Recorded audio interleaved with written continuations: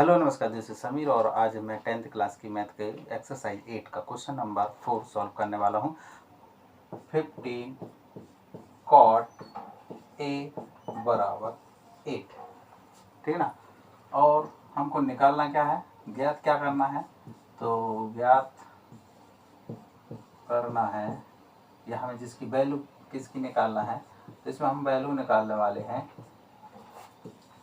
Sign ए व सेक ए।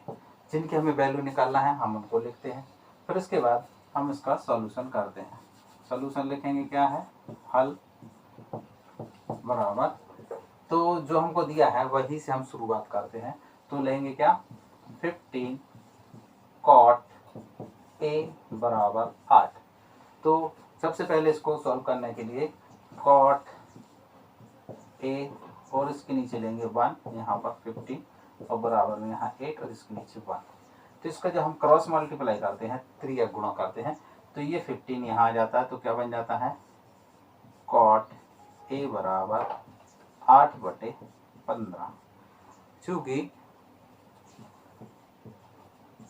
cot theta बराबर आधार बटे लंब, तो इसके आधार पे हम इसको क्या मान लेंगे कि हमको एक आधार दिया है और एक लंब दिया है, तो इनको आधार और लंब मानकर हमें डायरेक्ट। तो अब इसमें जो हमको आधार दिया है उसको हम 8 मानेंगे आधार को, तो 8 ले लेंगे यहाँ पर और लंब को मान लेंगे 15 जो ले लिया जाएगा यहाँ। अब चूंकि ये क्या बन गया है, राइट एंगल बन गया है, समकोण बन गया है, क्योंकि यहाँ पर बी एंगल जो है वो 90 डिग्री का बन रहा है।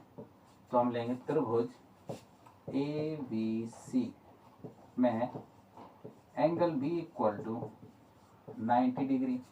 तो जहाँ राइट एंगल होता है, समकोण होता है, तो उसमें हम पाइथागोरस थ्योरम लगा देते हैं, क्योंकि हमको इसका कर्ण चाहिए। तो पाइथागोरस थ्योरम जो होती है कर्ण का स्क्वायर बराबर लंब का स्क्वायर प्लस आधार का स्क्वायर, ठीक है ना।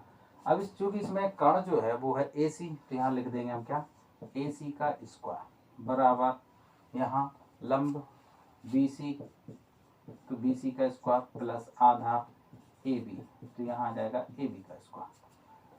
अब ए सी का स्क्वायर ही रहेगा, लेकिन बी सी और ए सी के स्क्वायर की जगह हम इनका मान रख देंगे, जो कि हमें बी सी का मान कितना दिया है 15, तो यहाँ आ जाएगा 15 का स्क्वायर प्लस 8 का स्क्वायर।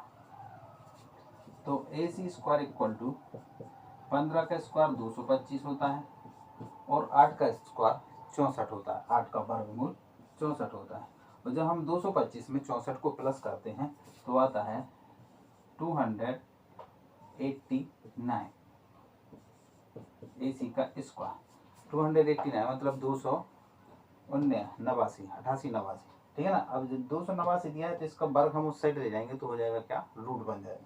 तो आ जाएगा क्या, ए सी इक्वल टू रूट 289, और 289 का जब हम रूट करते हैं तो आंसर आता है 17। और इस तरह हमको कर्ण जो ए सी है, जिसको हमने कर्ण माना था, ये कितना मिलता है 17। तो हम यहाँ पर इसकी 17 वैल्यू पुट कर देते हैं। इस तरह इस समकोण में हमें तीनों साइडें मिल चुकी हैं, तीनों भुजाएं इसकी ज्ञात हो चुकी हैं। इस आधार पर हम अब हमको ज्ञात क्या करना है, तो हम यहाँ लिखेंगे क्या, साइन थीटा बराबर होता है लंब बटे कर्ण।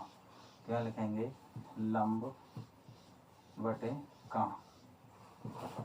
अब चूंकि इन्होंने पूछा है साइन ए, तो हम इसको लिखेंगे क्या, साइन ए, और साइन ए बराबर आ जाएगा कितना आ जाएगा, तो इसमें लंब और कर्ण, तो लंब कितना है 15, तो यहाँ लिखेंगे 15, और कर्ण कितना है 17, तो यहाँ आ जाएगा 17। इसी तरह सेक थीटा बराबर क्या होता है, तो सेक होता है कॉस का उल्टा, और कॉस बराबर होता है आधार बटे कर्ण। तो सेक के लिए हो जाएगा कर्ण बटे आधार, तो इसको लिखेंगे कर्ण बटे, ये इक्वेशन होती है। और हमको पूछा क्या गया है, सेक ए, तो इसके लिए हम लिखेंगे सेक ए बराबर, अब चूंकि कर्ण, तो कर्ण कितना है इसमें 17, तो यहाँ जाएगा 17 8, और इस तरह हमें ये दो वैल्यू प्राप्त हो जाती है। आई होप ये क्वेश्चन आपको समझ में